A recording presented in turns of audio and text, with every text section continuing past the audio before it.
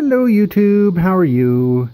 Back out here, out at the country property, working on the lovely Lady Ace, as always. So, let's show you some of the stuff I've been doing. As you can probably tell by all the pieces that are laying here on the back of the car, I have been doing a fair bit of work. So, let's go over to this side first of all.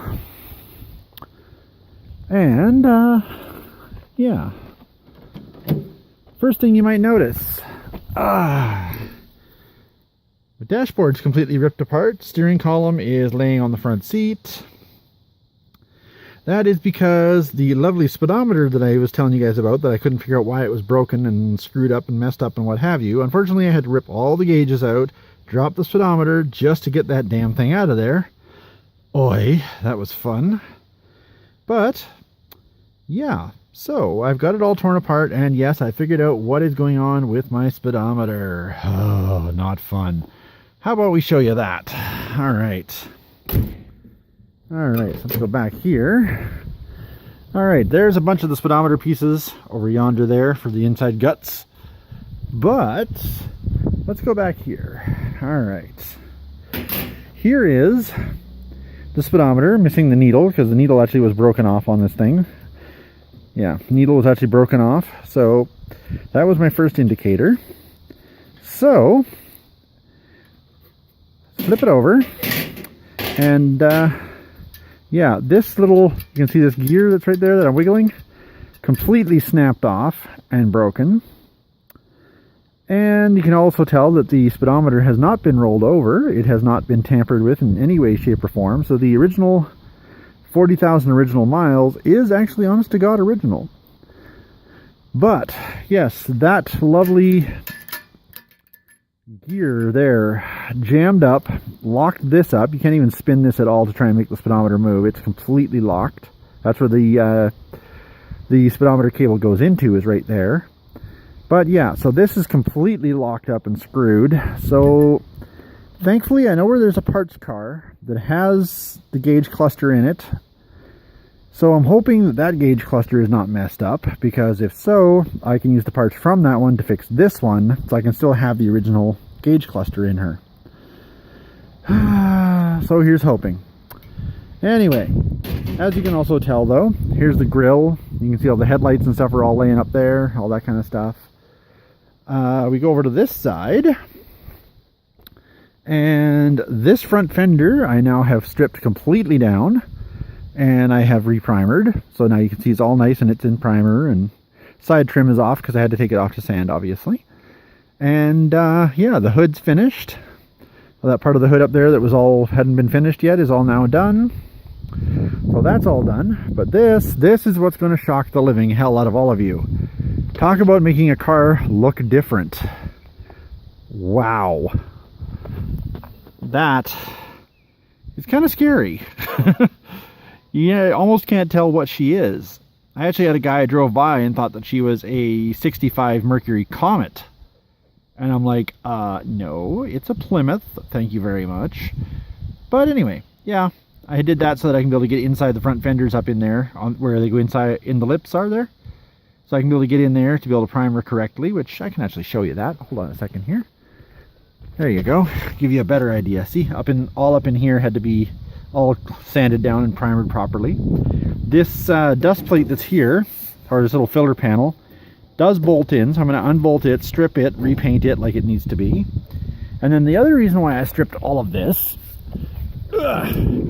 is because the lovely radiator wall is supposed to be this nice sort of almost like a semi-gloss satin black sort of color. So as you can tell, it needs to be redone. So I'm going to redo that, get it all nice and refinished. And then that is going to be my next project, is that fender over there. So, step one of doing all the bodywork and everything else is, of course, to, you know, this is going to be my next fender to do. And then I will work on to getting the cowl done and slowly work my way back through the doors, the roof, quarter panels, trunk, all that kind of fun stuff. But yeah, it doesn't look like I'm going to have this girl on the road for May long weekend, as currently it is actually the May long weekend right now. Oh, not fun. Oh well. But the work continues.